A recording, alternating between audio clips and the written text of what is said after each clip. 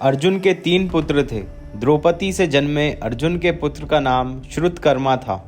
द्रौपदी के अलावा अर्जुन की सुभद्रा, उलूपी और चित्रांगदा नामक 3 और पत्नियां थीं।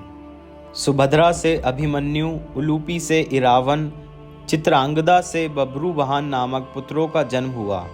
पुरानी कथाओं के अनुसार अर्जुन अपने ही पुत्र द्वारा मारे गए थे। इसके पीछे भी एक कथा है, तो चलिए कथा की ओर बढ़ते हैं। नमस्कार, एक बार फिर से अनसुनी कहानियाँ में आपका स्वागत है। आज हम फिर से आपके लिए एक अनसुनी दिलचस्प पौराणिक कथा लाए हैं। हमें उम्मीद है आपको ये कथा पसंद आएगी। एक दिन महर्षि देवव्यास और श्री कृष्ण के कहने पर पांडवों ने अश्वमेध यज्ञ करने का विचार किया। पांडवों ने शुभ दिन देखकर यज्ञ का शुभारंभ किया और अर्जुन को रक्षक बनाकर घोड़ा छोड़ दिया। वह घोड़ा घूमते घूमते मणिपुर जा पहुंचा। मणिपुर नरेश बभ्रुवाहन ने जब सुना कि मेरे पिता आए हैं, तब वह गणमान्य नागरिकों के साथ बहुत सा धन साथ में लेकर बड़ी विनय के साथ उनके दर्शन के लिए नगर सीमा पर पहुंचे। मणिपुर नरेश को इस प्रकार आया देख अर्जुन कुपित होकर बोले, बेटा तेरा यह ढंग ठीक नहीं है। जान पड़ता है कि तू क्षत्रिय धर्म से बहिष्कृत हो गया है। मैं महाराज युधिष्ठिर के यज्ञ संबंधी अश्व की रक्षा करता हुआ तेरे राज के भीतर आया हूँ, फिर भी तू मुझसे युद्ध क्यों नहीं करता? क्षत्रियों का धर्म है युद्ध करना। उस समय अर्जुन की पत्नी नाग कन्या उलूपी भी उस वार्तालाप को सुन रही थी।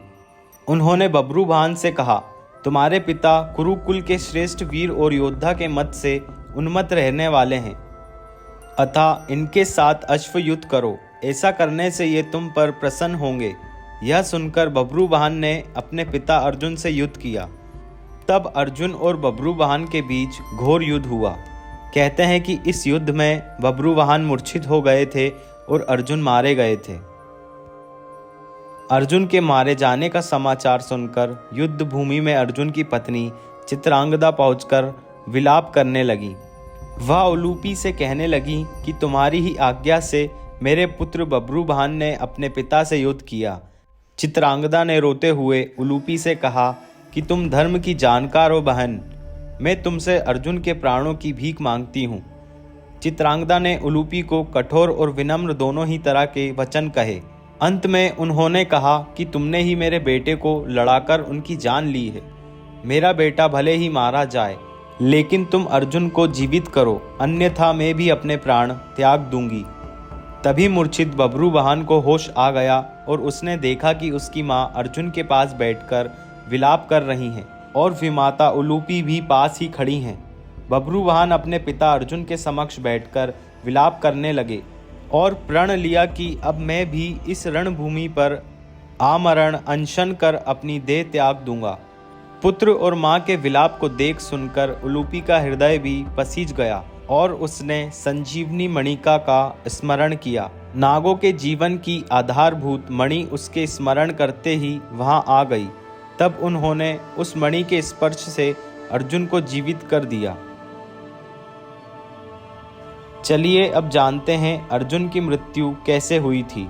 अर्जुन द्वारा यदुवंशियों के नाश की बात जानकर युधिष्ठिर को बहुत दुख हुआ।